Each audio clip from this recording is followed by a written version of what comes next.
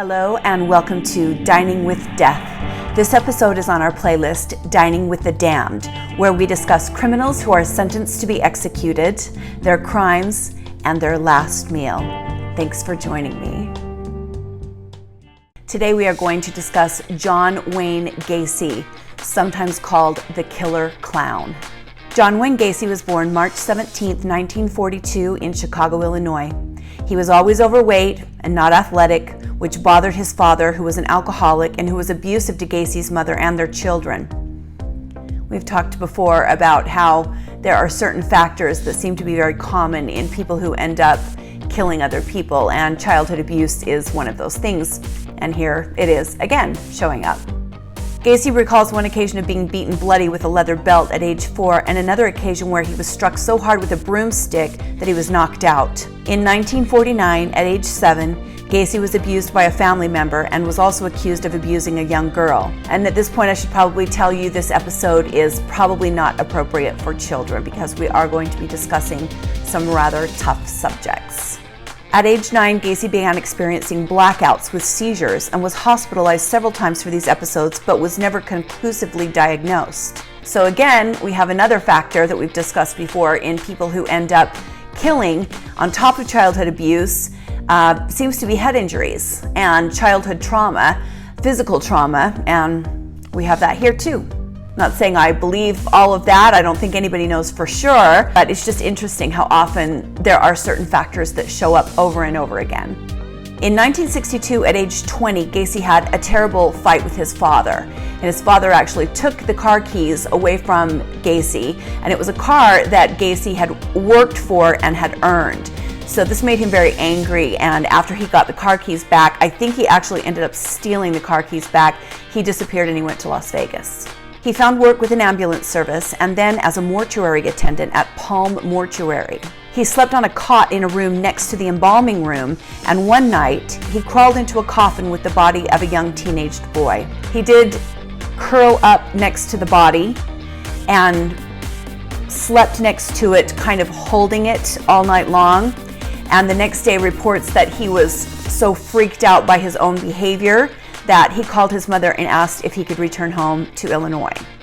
He went back home, he spent some time in business school, and he worked at a shoe company where he met Marlon Myers. They dated for a few months and then they were married. They moved to Waterloo, Iowa, where Gacy managed a KFC that his wife's father owned. His salary for managing this KFC would be $15,000 a year. And that is the equivalent of $115,000 a year now for managing a fast food restaurant. So, I mean, her dad definitely set him up, in this great job.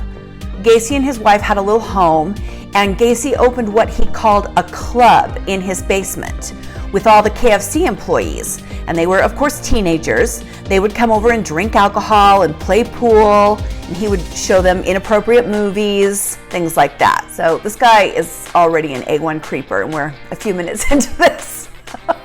Gacy also organized a local chapter of the JCs, which was a civic organization, and he was kind of considered a braggart in the group, but they put up with him because he donated a lot of time and he was very successful in his fundraising efforts. And he even won several awards for the funds that he had raised. And what the people in these civic organizations didn't know at the time they were giving him these awards was that he was frequenting prostitutes the entire time and was often very abusive with the women that he would pick up. In August of 1967, Gacy committed his first known sexual assault on Donald Voorhees. The boy reported the assault and Gacy was arrested. While he was out on bail, he paid another boy $300 to beat Voorhees in an attempt to stop him from testifying. Voorhees escaped the attack and he named the attacker, who eventually confessed to the entire scheme. Gacy was ordered to undergo psychiatric testing, and it was determined that he had an antisocial personality disorder, but that he was competent to stand trial. For the attack on the boy and for the scheme to try to have the boy intimidated, he was sentenced to 10 years in prison. His wife filed for divorce and he never saw her or their children again. Can you blame her? I mean, you have to wonder if this is the only sign she saw, right?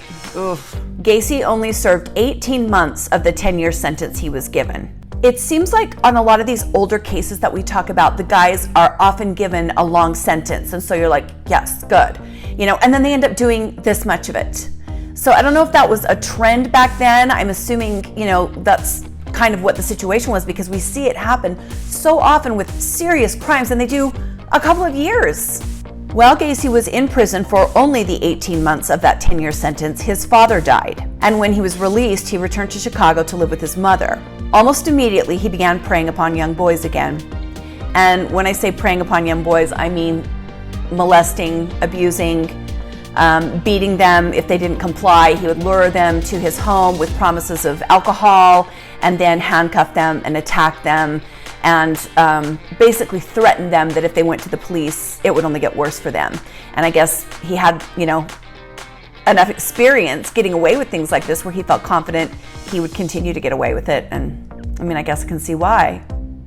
Gacy went to work as a short order cook, and one night after work, he lured a young boy into a bus terminal.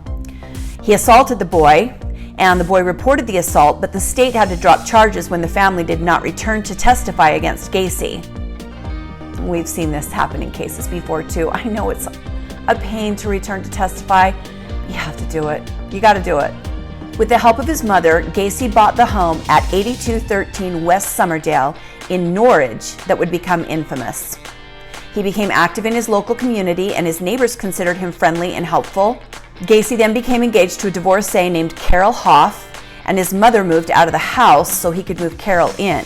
A week before the wedding, Gacy was arrested when a young boy said Gacy flashed a badge at him and made him perform a lewd act on him. The charges were dropped because the boy attempted to blackmail Gacy by saying, if you pay me, I won't testify against you.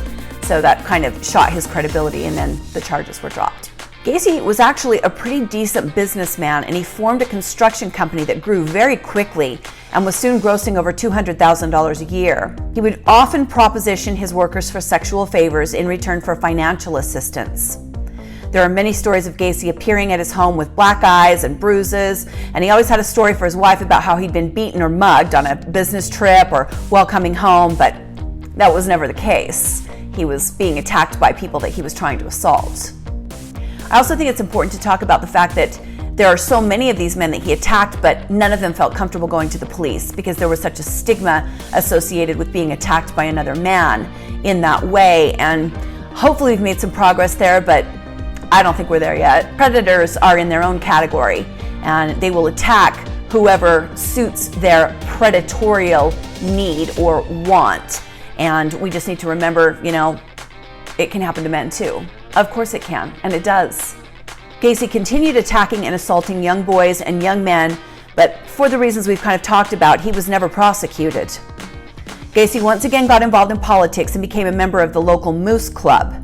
Through this club, he became aware of another civic organization called the Jolly Joker Clown Club that entertained hospitalized children. Gacy joined this club, and he began appearing as Pogo the Clown and Patches the Clown.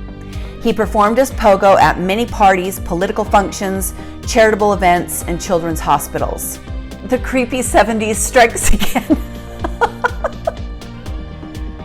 Gacy's second wife began noticing the young boys coming in and out of the house. She became very suspicious, and there were several arguments before she divorced him in 1975. This left Gacy alone in the house with a lot of free time on his hands, and he was able to take it to the next level, I guess you could say. Gacy's first known murder occurred in January of 1972. He lured 16-year-old Timothy Jack McCoy from a bus terminal with a promise of a place to stay and a tour of Chicago. Gacy stabbed him to death and buried him in the crawl space of his home. His second victim is still unidentified, and not much is known about him. His third murder was an 18-year-old boy who worked for Gacy. Gacy even helped look for the boy after the family feared he had run away. Gacy then entered a period of time that he referred to as his cruising years, where he would look for young boys to take home. Neighbors reported that Gacy's behavior became erratic during this time period. There were people coming and going at all hours from the house. He murdered 4 or 5 young men and boys in a 2-month period in 1976, and the murders continued almost that frequently for the next 2 years. On December 11, 1978, Gacy lured Robert Peace to his home with a promise of construction work. He murdered him that evening around 10 p.m. When Peace failed to return home, his family filed a missing persons report. A friend of Robert's named Gacy as the person who had offered him work earlier in the day. The police ran a background check which revealed that Gacy had an outstanding battery charge against him and had also served a prison sentence in Chicago for forcible sodomy. Gacy lied and said his uncle had just died and that he couldn't come to the station, but that he would be there the next day. The next day came and went, but at 3:20 a.m. in the morning, Gacy arrived at the police station covered in mud, saying he had been in a car accident. Another lie. The police were already suspicious of Gacy, but when he gave statements that did not match any of the other witnesses they had spoken with, a search warrant was issued for his home. During this first search, police found several police badges, a starter pistol, and a hypodermic needle. And again, we've talked about these guys that pretend they're police officers. They have police paraphernalia, they're kind of obsessed with police officers. They also found handcuffs, driver's licenses that did not belong to Gacy, bottles and bottles of Valium, and other items that I will not go into here, even though I have given a warning already that this is an adult episode. Some of these things are just a little too much for me to talk about. Gacy's car was confiscated and Gacy was put under surveillance. They didn't have enough to arrest him yet, but they were going to keep him under their watch. When word got out that Gacy had been questioned, men began coming forward saying Gacy had assaulted them. Gacy remained under surveillance for weeks and even took food to the surveillance teams and openly taunted them, telling one of them, clowns can get away with murder. This guy is ew. A man came forward and told police that in the summer of 1977, Gacy had paid him to spread 10 bags of lime in the crawl space of his house. On one day when the police were tailing Gacy, trying to gather enough evidence to arrest him, he invited them inside. One of them used the bathroom, and he reported he smelled the odor of death coming from a heating duct. As this police officer reported the smell, and other people kept coming forward talking about Gacy attacking them, it was decided at this point that it was time to bring him in and get another search warrant for the house. On December 20th, 1977, Gacy drove to his lawyer's office in Park Ridge. He knew he was about to be arrested, and he pulled in, parked his car, walked inside, and asked for whiskey. He looked very disheveled, and his lawyer was probably unprepared for what came next. Gacy picked up a copy of the newspaper on his lawyer's desk and pointed to a photo of Robert Peast and said, "This boy is dead. He's in a river." Over the next few hours, Gacy gave a rambling confession that ran into the early morning hours of the day. He left his lawyer's office that morning and drove to his friend Ronald Rhodes' home. He hugged Rhodes and while crying said, "I've been a bad boy. I killed 30 people, give or take a few. I've been a bad boy." This guy is just like a greasy, smarmy, ew, I just hate him. Gacy then drove randomly around town with police following him as another search warrant was hurriedly prepared. Armed with the warrant, police and evidence technicians arrived at Gacy's home to find he had unplugged the sump pump and flooded the crawl space with water. So then they had to go about the process of replacing the plug on the pump and waiting for the water to drain, which took several hours. They were finally able to start the dig, and within minutes, a human arm bone with putrefied flesh on it was uncovered. The technician yelled up to waiting officers, "I think this place is full of kids." Gacy was arrested as the gruesome task of uncovering the bodies began. Gacy actually assisted officers by drawing a rough diagram of his basement. 26 bodies would eventually be unearthed from their graves in the crawl space. 2 more bodies were found elsewhere on his property, and Gacy admitted to throwing some more bodies in the river. Ultimately, the official count came to 33, but there is mounting evidence that the number is closer to 45. There are very detailed and graphic descriptions of the bodies, what was done to them, objects they found inside of them, the terrible things that Gacy did to them. You can go online and find those details if you want them. I'm going to skip over them. Gacy was charged with 33 counts of murder in February of 1980. During the trial, acting like the coward and the manipulator that he was, he did everything from claim his lawyers were inadequate to pretend he had multiple personalities. The jury deliberated for less than 2 hours before finding Gacy guilty on 33 counts of murder. That, at the time, was the largest number of murders charged to any one individual in U.S. history. The jury deliberated again for less than 2 hours before sentencing Gacy to death. He would remain on death row for 14 years, exhausting all appeals before the final order of execution came down. On the morning of May 9th, 1994, Gacy was transferred from the Menard Correctional Center to Stateville Correctional Center in Crest Hill to be executed. That afternoon, he was allowed a private picnic on the prison grounds with his family. After his last meal, he was taken to the death chamber. The IVs were placed in his arms, something went wrong, and the chemicals used for the execution clogged the tube. The curtains had to be closed, and there was a short delay. The execution was resumed and carried out, and John Wayne Gacy was confirmed dead at 12:58 a.m. on May 10th, 1994. His last words were, "You can kiss my ass." Just a peach of a guy, just a gem of a human being, right? Since his execution, people have begun collecting paintings made by Gacy of himself as Pogo the Clown. I think all art has worth and value, and unfortunately, that includes his, but you ain't gonna catch me spending money buying it. The house at 8213 Summerdale was torn down for obvious reasons. The head of the demolition crew stated, "If the devil's alive, he lived in there." Yeah, I agree. And that was the end of John Wayne Gacy, the killer clown. So what did he order for his last meal? I'm gonna show you. Well, what did John Wayne Gacy, the serial killing clown, order for his last meal before he was executed? He ordered a bucket of Kentucky Fried Chicken, a pound of strawberries, and 12 deep fried shrimp. That's what he chose. Wouldn't be my last meal, but this is what he chose. So let's taste it.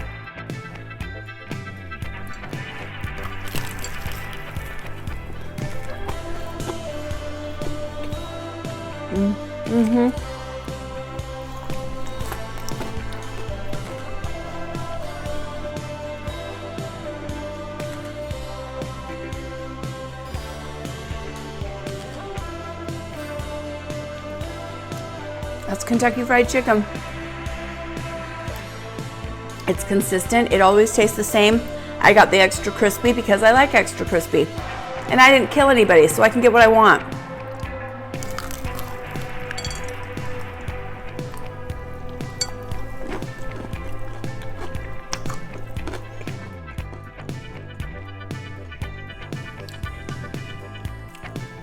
It's good fried chicken. It's not the best fried chicken I've ever had, but it's good fried chicken.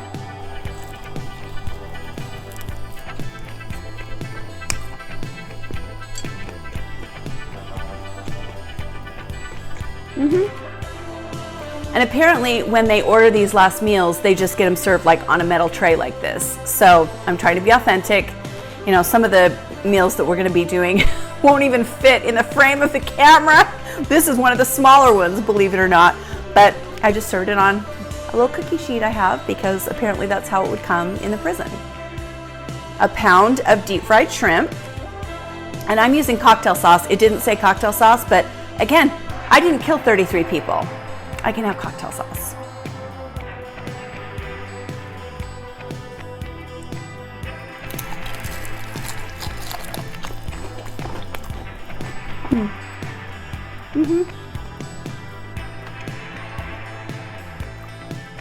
Yeah, those are good. I just got the store-bought frozen shrimp because I'm sure that's what they fed him. I try to do everything as authentically as I can. So, but those aren't bad.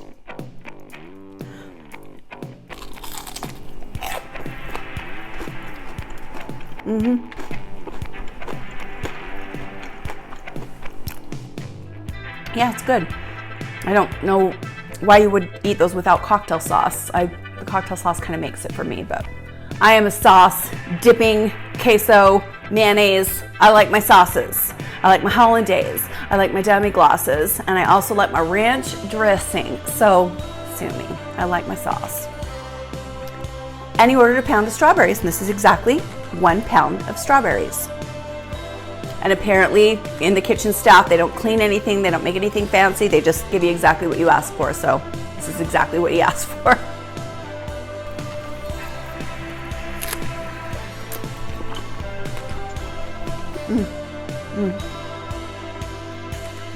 I mean, the guy was a super creep, but at least he knew good fruit. Nothing better than a fresh strawberry. Well, that's a weird meal. He didn't order sides. He didn't order mashed potatoes. He didn't order coleslaw. He just wanted the bucket of chicken, the fried shrimp, and the strawberries. So that's it. Thank you for joining me today as we went dining with the damned, John Wayne Gacy. I think the world's a better place without him. Sorry, not sorry. Please stay safe with everything that's going on. Like and subscribe if you'd like to see more. And thank you for joining me today on Dining with Death.